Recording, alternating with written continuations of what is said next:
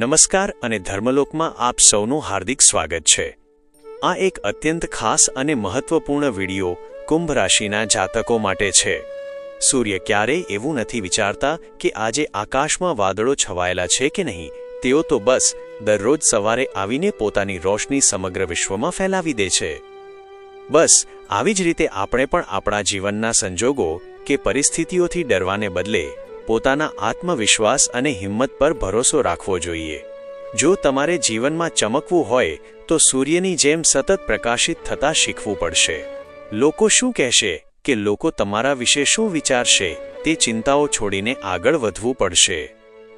જ્યારે પણ જીવનમાં પડકારો આવે છે ત્યારે લોકો અફવાઓ અને ડરનો શિકાર બની જતા હોય છે। તાજેતરમાં જ મારી મુલાકાત એક બહેન સાથે થઈ હતી જેઓ પોતાના જીવનની તકલીફોને લઈને ખૂબ જ ચિંતિત હતા। તેમણે મને કહ્યું કે તેમના જીવનમાં જે પણ ખરાબ થઈ રહ્યું છે તે માત્ર અને માત્ર શનિદેવના કારણે જ થઈ રહ્યું છે, કારણ કે તેમની સાડાસાતી ચાલી રહી છે અને હવે તો શનિ વક્રી પણ થઈ રહ્યા છે। મેં તેમને બહુ જ સરળ પ્રશ્ન પૂછ્યો કે તમને એવું કેમ લાગે છે કે જીવનની દરેક સમસ્યા માટે શનિ જ જવાબદાર છે?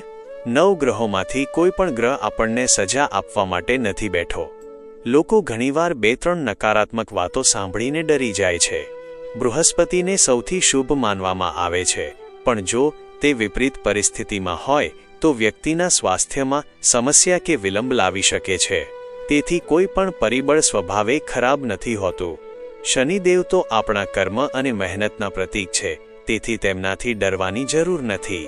દર વર્ષે એક ચોક્કસ સમયગાળા માટે શનિની ચાલ મધ્યમ કે વક્રી અનુભવાય છે। વર્ષ 2026માં પણ આ જ પ્રક્રિયા ચાલી રહી છે, જે લગભગ 138 દિવસ સુધી રહે છે।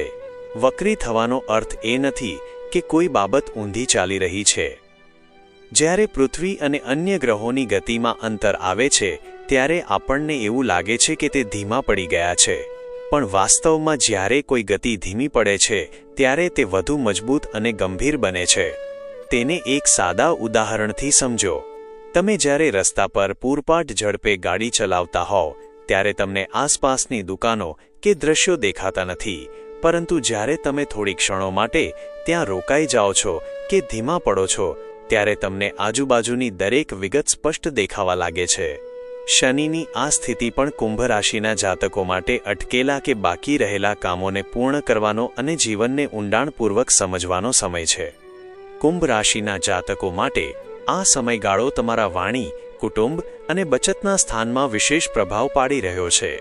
જો તમે લાંબા સમયથી, ખાસ કરીને માર્ચ 2025 પછીથી તમારી વાણી કે કૌશલ્ય સાથે જોડાયેલો કોઈ નવો વ્યવસાય શરૂ કરવાનું વિચારી રહ્યા હતા, જેમ કે લોકોને માર્ગદર્શન આપવું, સલાહકાર બનવું કે બોલવા સંબંધિત કોઈ કામ કરવું, તો હવે એ યોજનાઓ પૂરી કરવાનો યોગ્ય સમય આવી ગયો છે। નાણાકીય દ્રષ્ટિએ આ સમય કમાણી કરતાં પણ વધુ બચત કરવાનો છે।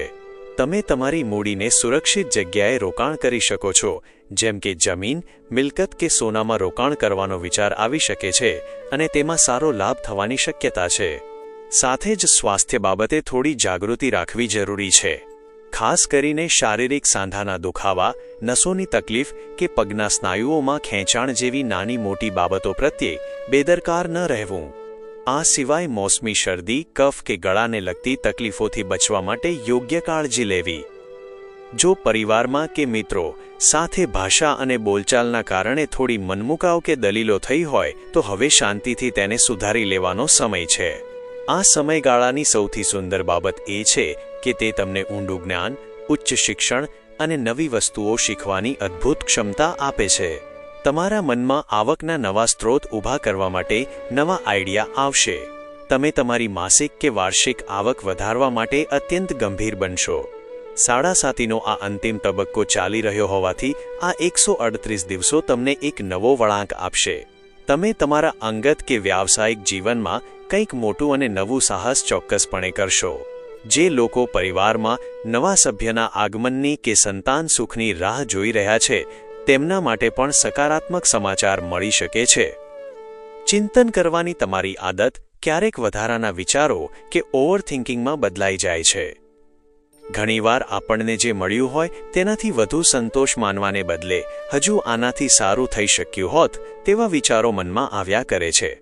ઉદાહરણ તરીકે, તમે એક સારી ગાડી ખરીદો છો, પણ પછી સતત વિચાર્યા કરો છો કે આના બદલે બીજી ગાડી લીધી હોત તો વધારે સારું થાત. આવી સરખામણીઓ છોડીને વર્તમાનનો આનંદ માણવો જોઈએ. જે વિદ્યાર્થીઓ છે તેમણે આ સમયે મોટા ધ્યેય રાખવા જોઈએ અને પોતાના લક્ષ્ય પર ધ્યાન કેન્દ્રિત કરવું જોઈએ. પોતાના મનને સકારાત્મક રાખવા માટે દરરોજ નિયમિતપણે સૂર્યદેવને જળ અર્પણ કરવું, હનુમાન ચાલીસાના પાઠ કરવા અને આધ્યાત્મિક મંત્રોનું શ્રવણ કરવું ખૂબ જ લાભદાયી રહેશે. પોતાના મનોબળને મજબૂત રાખીને આગળ વધો. જો તમને આ વિડીયો ગમ્યો હોય તો તેને લાઇક કરો, તમારા સ્વજનો સાથે શેર કરો અને આવી જ સચોટ માહિતી માટે આપણી ચેનલ ધર્મલોકને અત્યારે જ સબસ્ક્રાઇબ કરી દો. કોમેન્ટમાં હર હર મહાદેવ જરૂર લખજો.